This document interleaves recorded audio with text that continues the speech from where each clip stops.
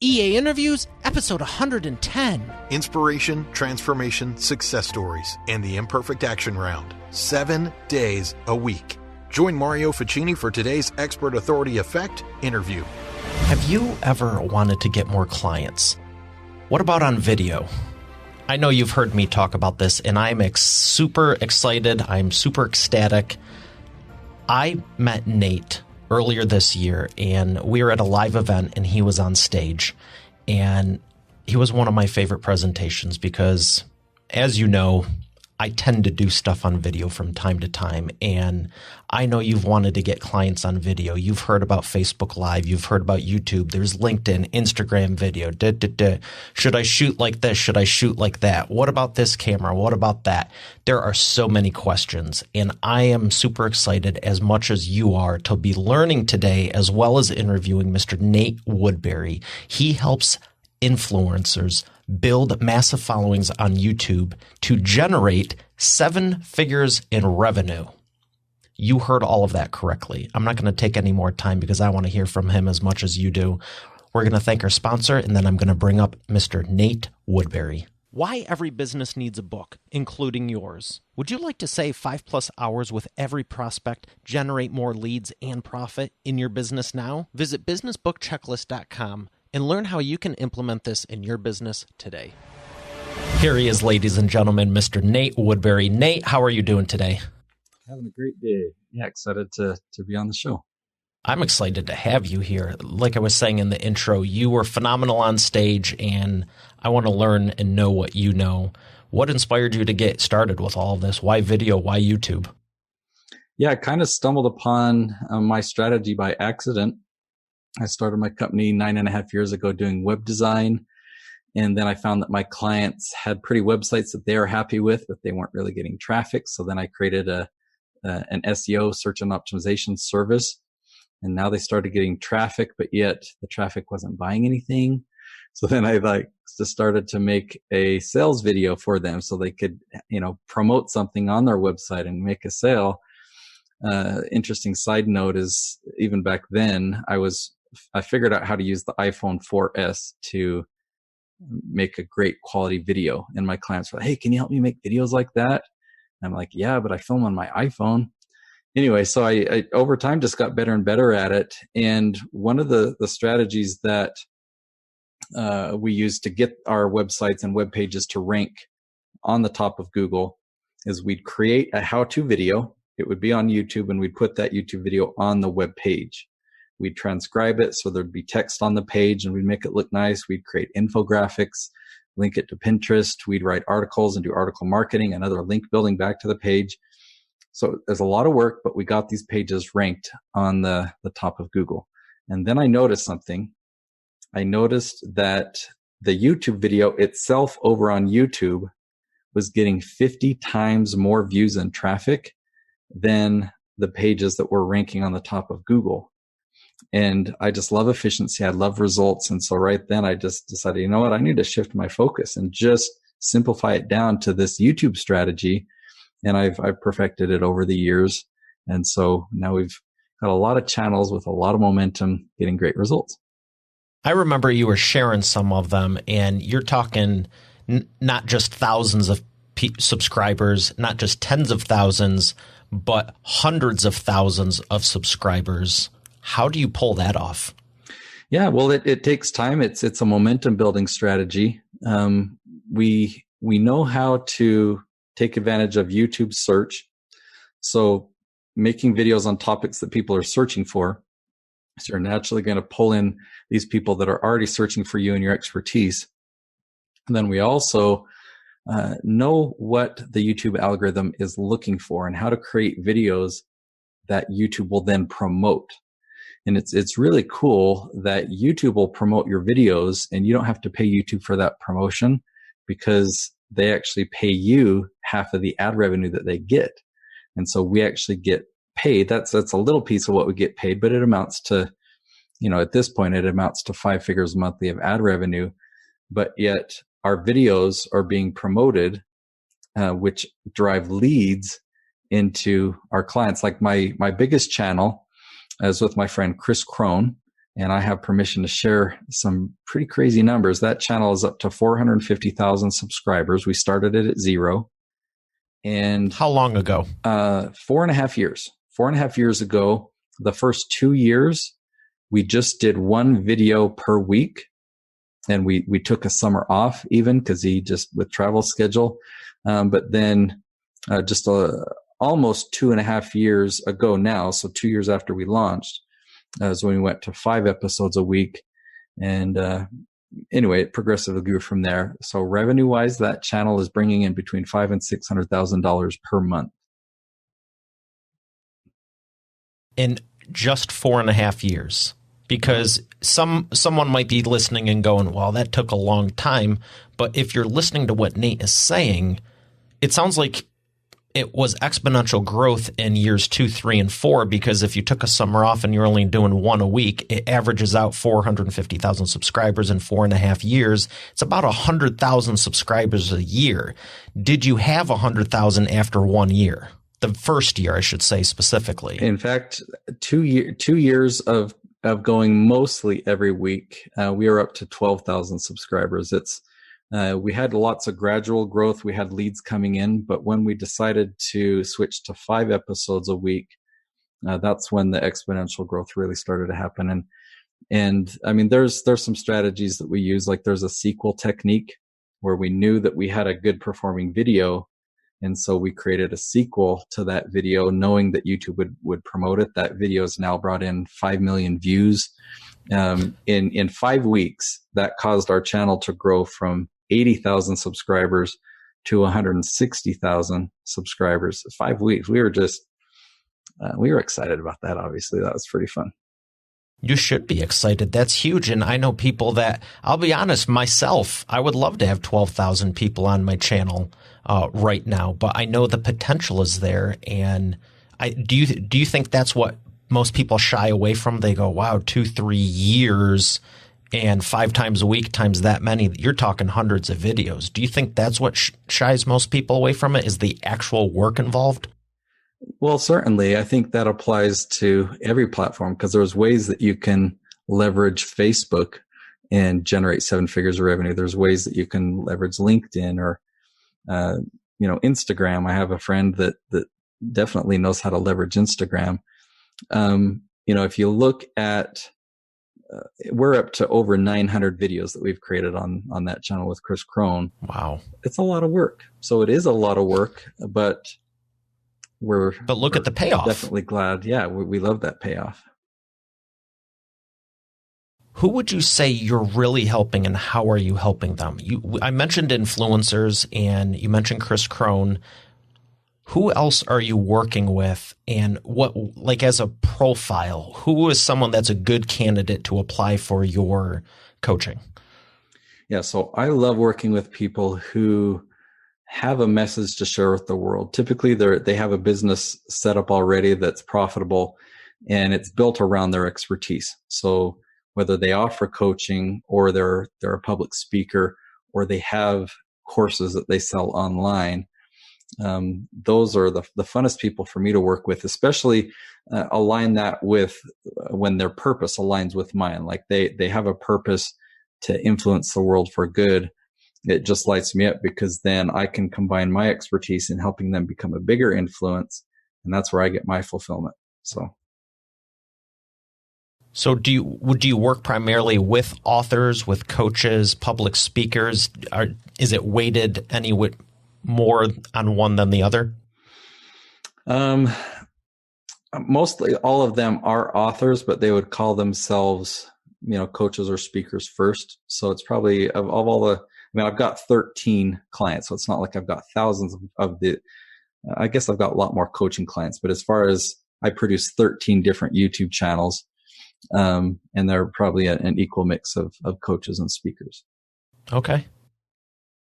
So what's the biggest transformation out of anyone you've worked with? Is it Chris, or is there someone else, or do you want to add in a second story? Definitely Chris is a big one. I can add in a couple more, a couple that will contrast. So one is a guy named John Crestani, very, very successful already. I don't think I can share the number specifically, but let's just say before working with me, he made multi-millions per year in the digital space. And he had built his YouTube channel up to 65,000 subscribers.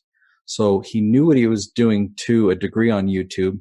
A lot of the growth he had there was from, he's really good at paid traffic. And so he knew how to direct paid traffic to YouTube. But then when he saw what I could do and some of the strategies that I'm going to reveal all my secrets today, he just said, all right, Nate, I want you and your team to produce my channel.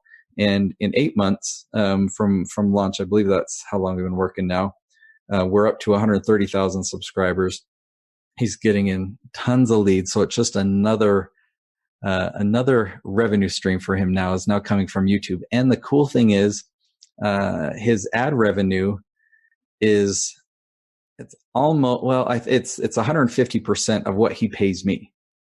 So he pays me a decent amount of money because we're doing 20 episodes a month. But yet the ad revenue is actually paying that and then some, plus he's getting all these leads. So pretty good scenario. And another one I can share is Paul Jenkins. His channel is Live on Purpose TV. He had a YouTube channel for years, but it amounted up to 235 subscribers. And so we launched with 5 episodes a week. This is just going back last November. And at that 4-month mark, some magic happens in the algorithm. We get a spike. I don't remember the exact stages of where it's at, but today we're now at between 80 and 85,000 subscribers. And it's a huge lead generation machine for him. He teaches positivity, parenting, and relationships. That's very exciting for at least me. And I know Expert Authority World is going, holy smokes, I need to be doing more on video now, because I remember you saying the 4-month mark, and I've had that front and center of my mind. Can you tell me about the live streaming? Does it count? Does it matter if you're uploading a video, live streaming it, doing an event, or does YouTube just want content multiple times a week consistently for 4 months? Yeah, does the question. Format matter? And I'll admit that I'm not an expert at live streaming, so I definitely have my areas of expertise. We've experimented with live streaming, and it always gets an instant boost. It always brings in immediate eyeballs to the channel. But as far as using it as a consistent strategy, we haven't done it enough that I could give you any more goodies than that. Okay. Because I remember you said, if I remember correctly, 3 to 5 videos a week for at least 4 months. And I took that as just uploading them. Mm-hmm. Right. Right. So I was curious if the live stream, like right now, is this one counting as it? Because live stream. Yeah. Oh, sweet. So I might be doing like twice as much in YouTube's eyes. Is it weighted on the video, or should you change the keywords around also? Okay. So I hope to talk a lot about the keywords, and if that turns anyone off, like, oh, keywords, SEO, we're going to go there. Understand? No, we're definitely going there. The way that I share it will really change the way you think about it, really simplify things, and it really will make all the difference on YouTube. I admit I just lost my train of thought. What were we talking about right before I got off? Oh, the live streaming. I was wondering if the live streaming counts the same as a public video, because what I was saying is, in the studio audience, we're filming this now, but then we also polish it up and re-premiere it. So it sounds like we're going to be able to count these as twice. Yeah. So what I'll share is there are 4 ingredients that will get you to that spike at the 4-month mark. Okay. So the first ingredient is your episodes need to be an average of 10 minutes in length. I like to shoot for between 10 and 12 minutes. So length is one ingredient. The next ingredient is you want to have an average retention rate of 45% or higher. So if you're getting a decent amount of watch time, that's really important. And there's lots of strategies of how you can do that, and giving a hook in the beginning so it gives people a reason to watch all the way to the end.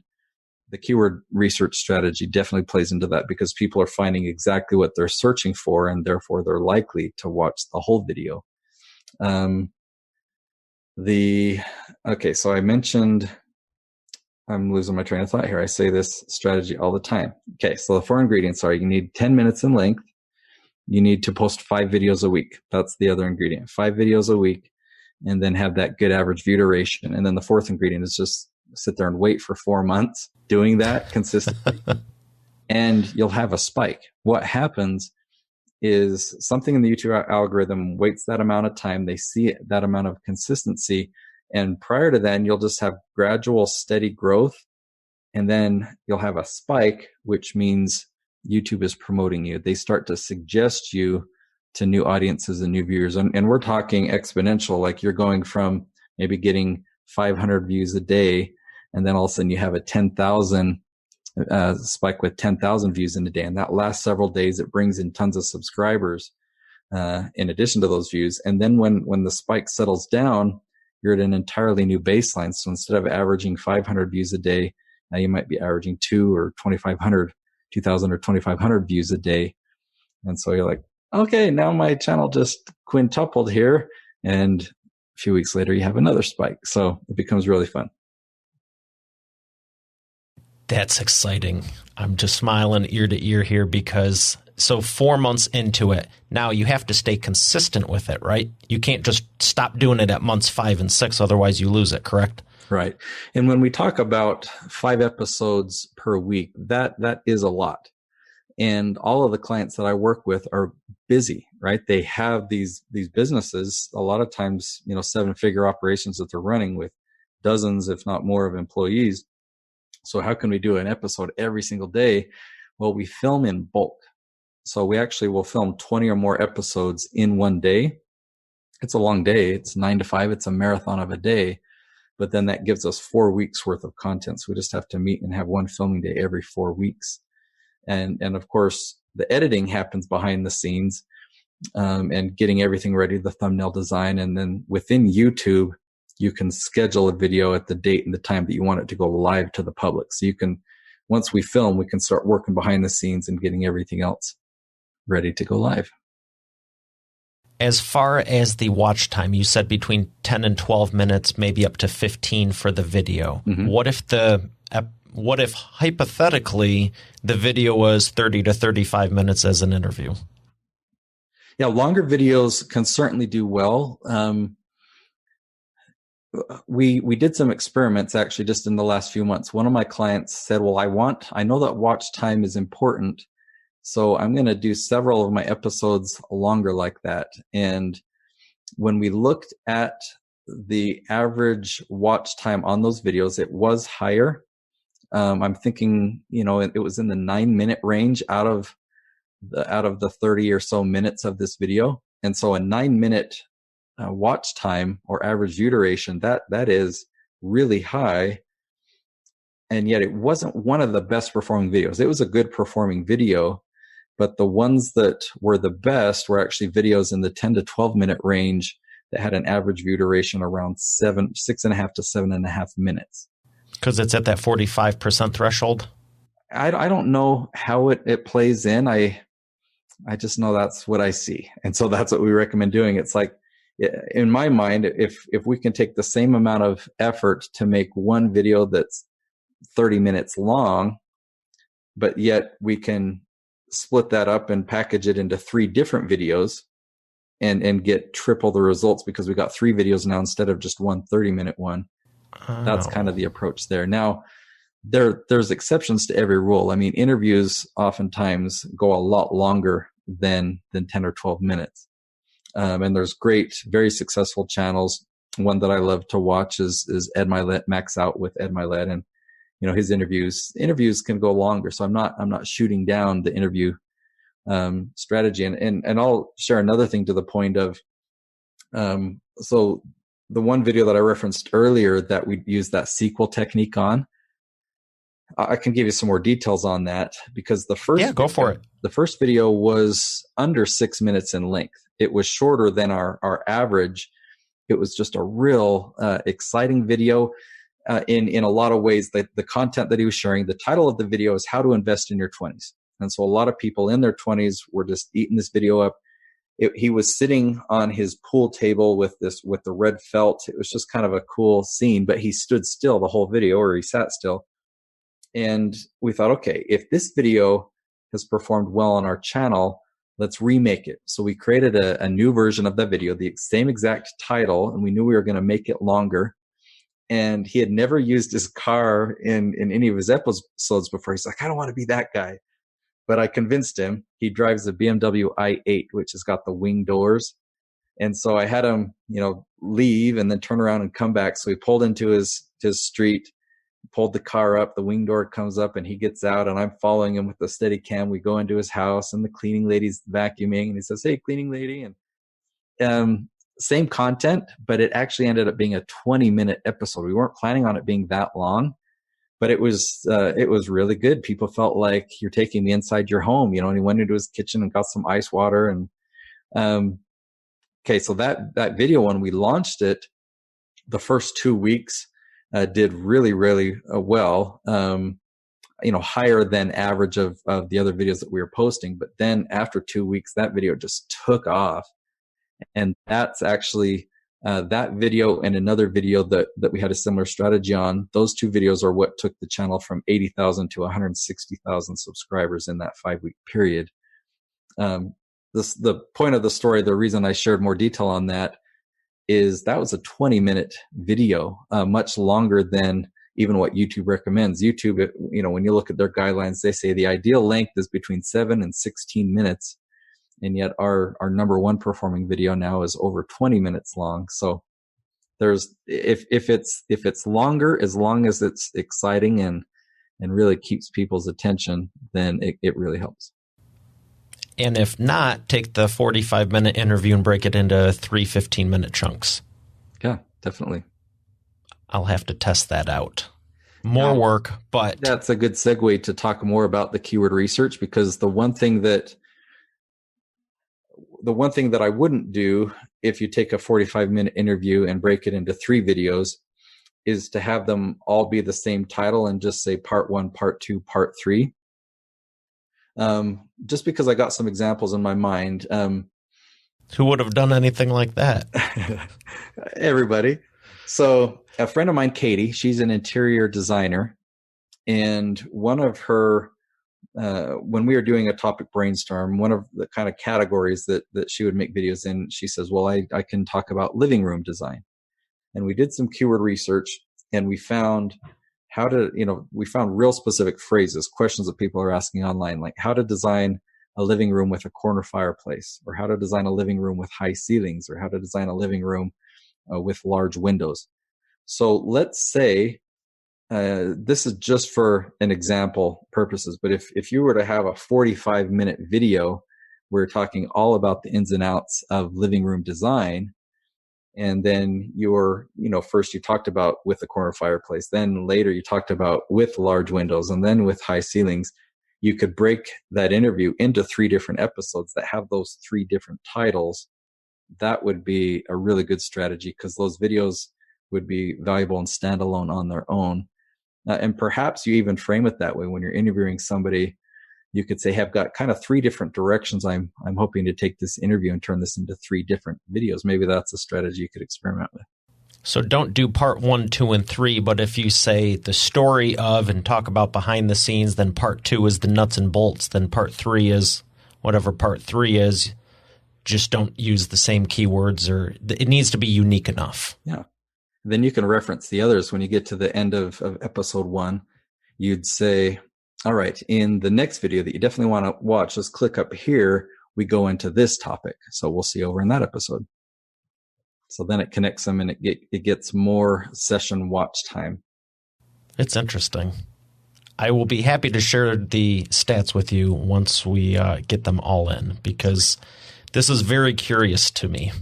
And I have tons of videos myself, and it's just fascinating. I've always liked video ever since I started in 2005 and wrote my book in 2012 on it, and I think everyone should be doing video.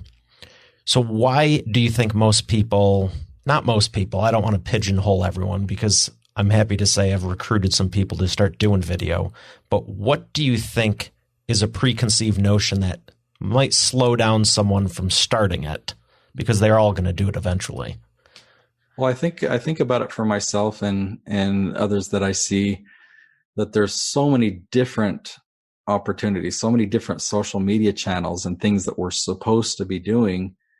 What? You're not using Twitter? Or, I guess I need to be taking selfies every day and posting them to Instagram. And okay, yeah, YouTube videos, I'll be doing it. And with all this work that we're doing, all this time that we're spending on social media and video, it's like we don't see results. And the reason for that is, in order to get results, you've got to follow a specific formula. So YouTube has a specific formula. That's what we're talking about.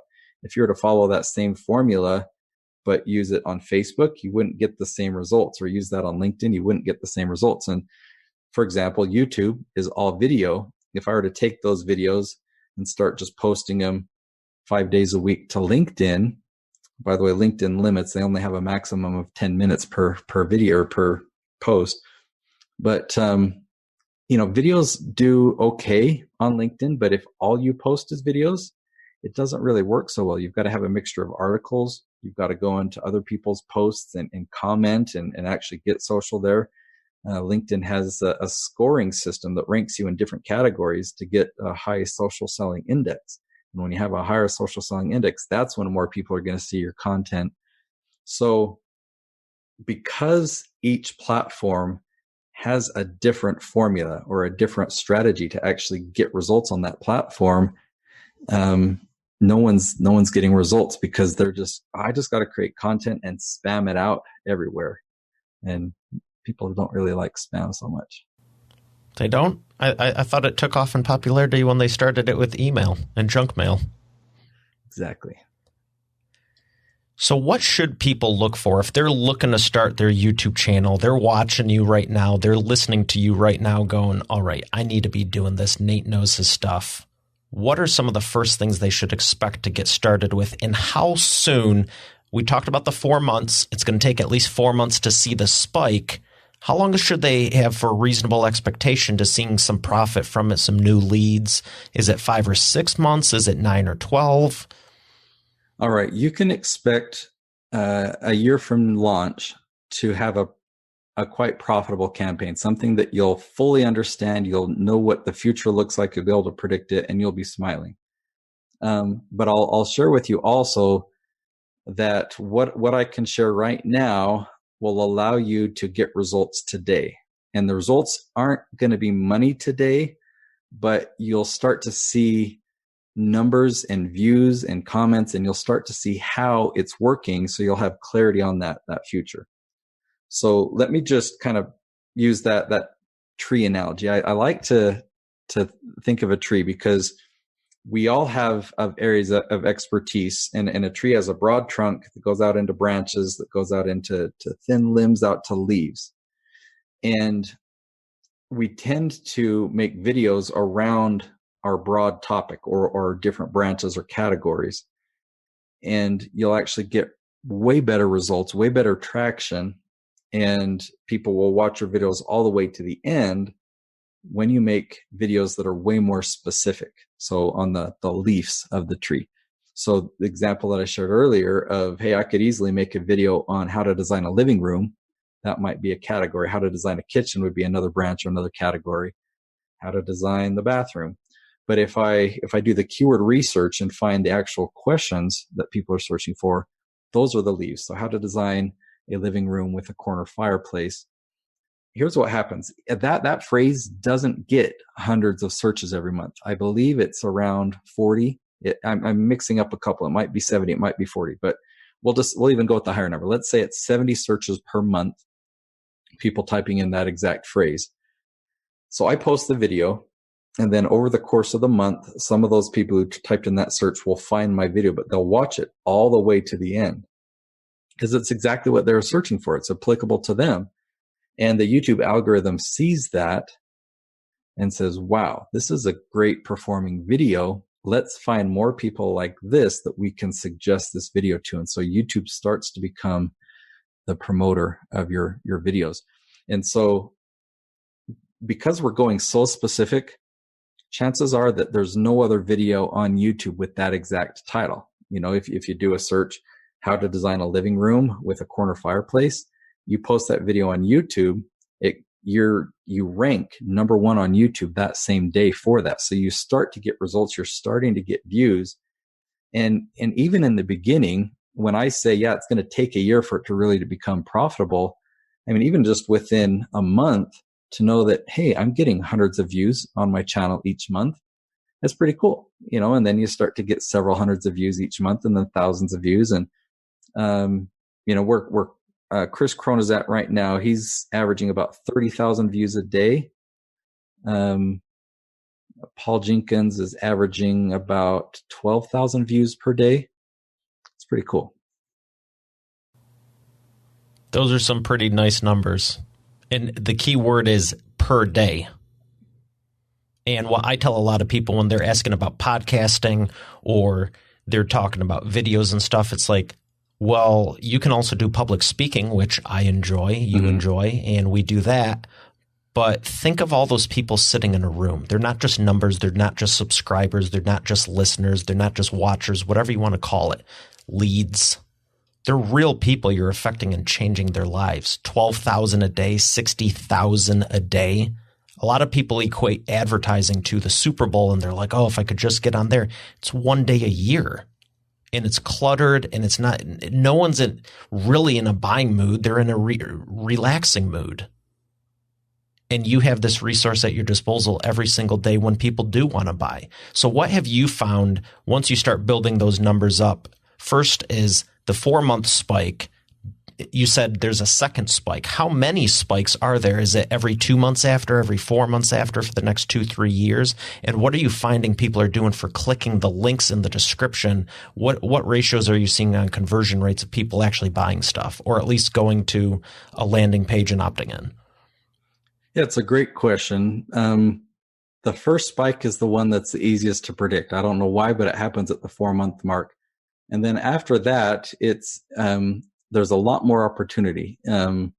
Meaning for the first 4 months, we're creating videos on a variety of topics, several different leaves on several different branches, building that foundation. And then once we start to have a video spike, we can then go into the analytics and see, why did this video perform better? What did we do in this video? Where did the traffic come from? And you start to find opportunities. And the more videos you have, the more data you have, you can see, oh, this video has a much lower view duration. This one has a much higher average view duration. And then you mentioned click-through rates. Once you get an enough traffic, we start to do A/B split testing on thumbnails. And that's a huge, it's hugely effective in increasing your click-through rate.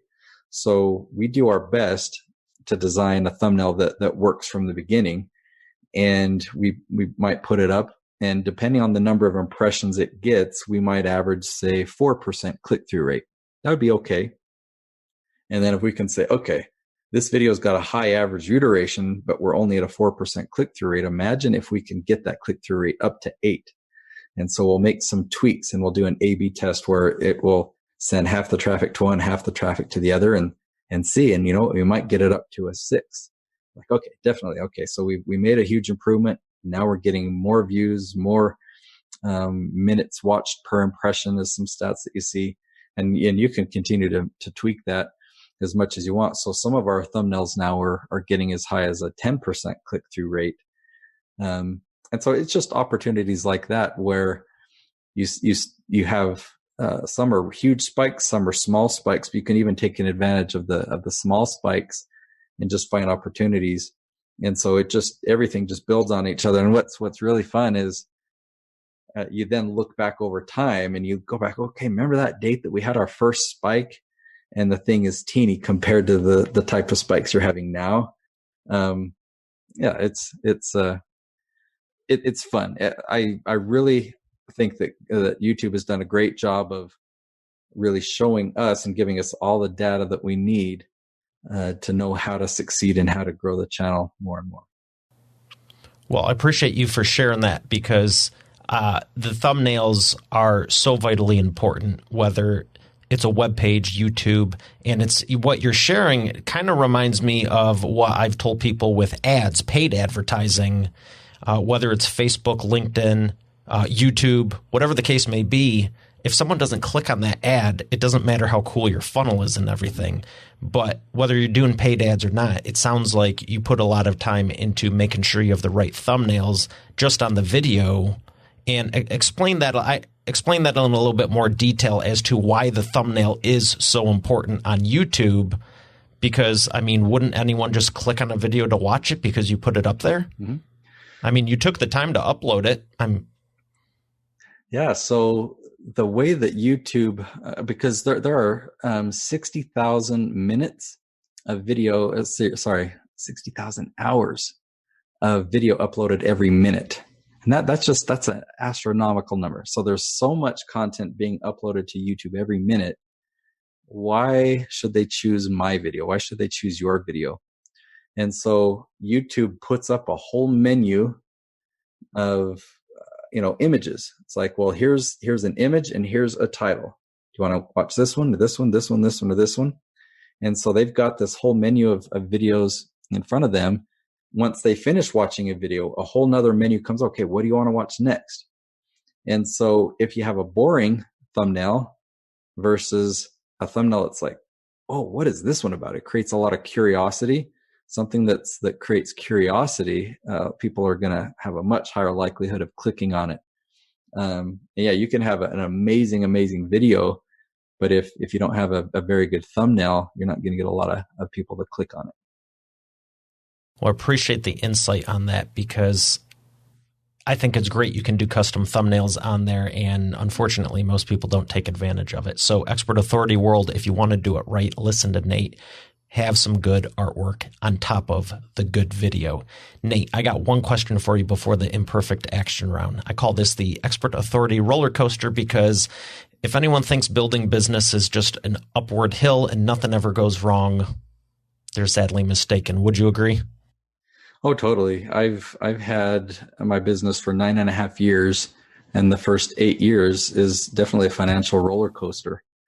So I had many successes along the way, but had many challenges along the way, even to the point where, I'm an adult, have children, and I go to my mom and say, "Hey, Mom, can I have some money?" And my mom says, "Well, Nate, why don't you get a job?" And it's really hard to hear, because I feel and felt so purpose driven behind everything that I do and everything I'm working towards. And it's just like, well, I know that it's just around the next corner. I know I just got to keep working. And so it's entrepreneurship is something that requires a lot of persistence and tenacity. And for whatever reason, I've definitely been blessed with that gift, that I have that persistence. And now my mom is quite proud of me for where I'm at, that I don't have to ask her for money anymore. That I can. Well, she should be, because I know you're helping a lot of people and impacting a lot of lives. Yeah, I feel really blessed. I'm in a really blessed place right now. I'm happy to hear that. Who is one celebrity you would love to meet, with your background in video and who you help? Who is someone you'd love to meet that you haven't been able to yet? I will say Elon Musk, Mr. SpaceX and Tesla. That'd be fun. And why is that? Really have a lot of admiration for his vision and his ability to act and create things that most people would just say are crazy talk. I like that. I like him too. That's a great answer. All right, we're going to thank our sponsor and come back for the imperfect action round. Why every business needs a book, including yours. Would you like to save 5+ hours with every prospect, generate more leads, and profit in your business now? Visit businessbookchecklist.com and learn how you can implement this in your business today. And we are back with the imperfect action round. Nate, are you ready to take imperfect action? Totally. Should I be nervous? Nah, I don't think so. I think with everything you've overcame, this will be a walk in the park. First question, what is the fastest path to the cash? Do keyword research first. Before filming, do the keyword research first and then film your videos. Number 2, what is the biggest problem you see your prospects making and the fastest way they can fix it? The biggest problem is they're in obscurity. So they have all this expertise. People are searching for their expertise, but they don't know. They don't know that you exist. So how do you fix that? Is make YouTube videos, answer questions on YouTube. Maximize customer lifetime value. Really, what I found is just to never hold anything back and to over deliver. So I don't hold any of my secrets back on YouTube or in interviews. It's not like I've got 10 secrets and I'm going to share 5 now so that you'll buy my 5 in my course, the other 5. No, I share all 10 secrets. I share, everything on YouTube. People get so much value that they're thinking, wow, when I actually work with Nate, imagine what that's going to be like. And then when they do work with me, I focus on not just fulfilling my end of the agreement, but I focus on really helping them get results. And if all clients are different. So if one client is not seeing the same results or stepping stones, milestones that other clients are, it's like I'll dive in and try and figure out why that is. And that's my approach. Excellent. What is one book you would recommend? It's so fun because I've always I have hundreds of books on my phone on Audible. Most of them are personal development or marketing or entrepreneurship. Lately, I've been on a fantasy kick, and so I'm going to recommend a fantasy series. In the spring, I re-listened to Harry Potter, and my daughter recommended a series to me that she says is her number 2 favorite next to Harry Potter. So it's The 5 Kingdoms. There's 5 different books in that series. And I am actually working on my own epic book series that's going to take me a while to piece it all together, but I've been working on it every day and having a lot of fun with it. So that's just something to look forward to in the future of Nate Woodbury. Well, excellent. Let me know when it's available. We can update the show notes for your episode. Where can people find more about you? You can find me on YouTube. Just search for Nate Woodbury. And my website is betheherostudios.com. Excellent. Well, I'm glad you're on YouTube also. That's awesome. That's important. And I really, really enjoyed this. Thank you for sharing, Nate. Yeah, totally. I'll come back anytime. Well, Expert Authority World, we have another great episode here today. I will see you tomorrow. Have a great day, and God bless. Why every business needs a book, including yours. Would you like to save 5+ hours with every prospect, generate more leads and profit in your business now? Visit businessbookchecklist.com and learn how you can implement this in your business today. Hey, thanks for listening to today's episode. I hope you got a lot out of it. I know I sure did. If you haven't done so already, I invite you to subscribe to the show. And also be sure to check out eainterviews.com for complete show notes, the full interview video experience, links to the resources we mentioned, and more. Have a blessed day, and I'll see you tomorrow.